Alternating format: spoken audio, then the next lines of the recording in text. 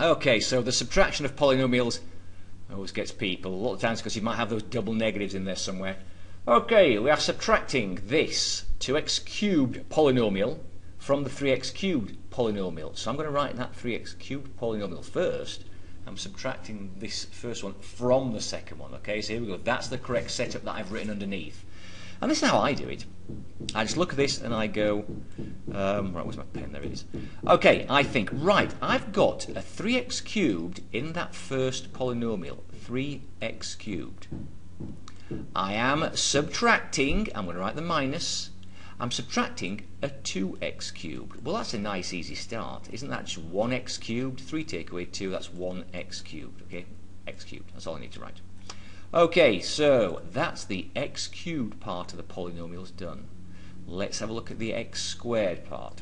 I have a negative 5x squared. I've got a negative 5x squared. Okay, that's in the first one. I am subtracting, again, I'm using that minus there. What am I subtracting? A negative 9x squared. Now can you see that's going to be that double negative? That's going to be a plus. Okay, negative 5x squared plus 9x squared, negative 5 plus 9 is positive 4. So positive 4x squared is going to be the x squared kind of answer to that little bit. Okay, let's again keep erasing. Let's do the x's now. And actually, don't forget, these two polynomials all have the same kind of things in. They've all got x cubes in it, they've all got x squared, they've all got x's, they've all got numbers. That kind of makes it nice. Right, we have a 7x in the first polynomial. Again, I'm subtracting. What am I subtracting? Ooh, a negative 7x. Okay, see that? So I'm subtracting. Again, that's a plus. Okay, isn't 7 and 7? That's 14x, right? That's 14x. Okay, again with the eraser. Finally, a nice little constants at the end. We have, let's be careful, a negative 1 in the first. And I am subtracting a positive 2. I'm just subtracting a 2. Negative 1, negative 2, negative 3. And that, folks, is the answer. That's it. Now, I know what they've done here is, if you look at this, and it's just as good way to do it as well. I tend not to do this, but look. What they've done here, I'll just erase bits and pieces of this. They've thought, well, let's put a negative 1 in front of this second parenthesis. Okay, here we go. If you write that as a negative 1, to me it's just too much work for me. Okay, then you're going to write everything as, right, negative 1 times 2x, okay, here we go, they've done it here, is negative 2x cubed. Negative 1 times negative 9x squared is positive 9x squared. Negative 1 times negative 7x is positive 7x. And this negative 1 times positive 2 is negative 2.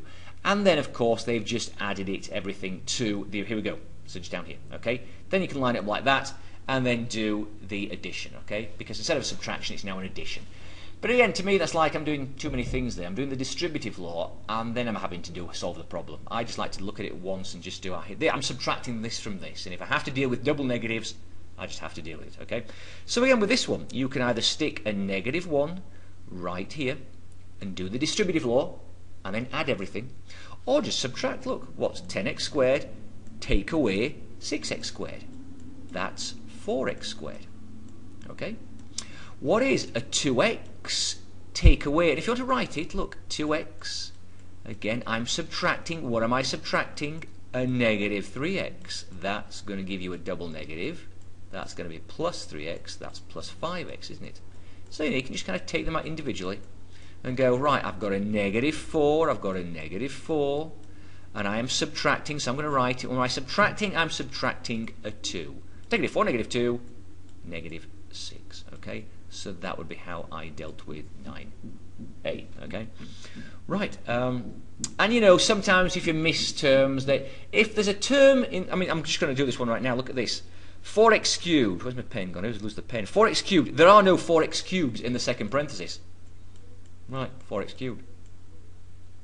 Now look at this. There's no x squareds in this first one, but look, what's negative, don't forget it, 4x squared. It's negative 4x squared, okay? Again, if you want to, put this as a negative 1, do the distributive law, and then add like terms, okay? So I'm just going to kind of hold it there. But yeah, because sometimes they have missing terms, so you're going to kind of deal with that as well.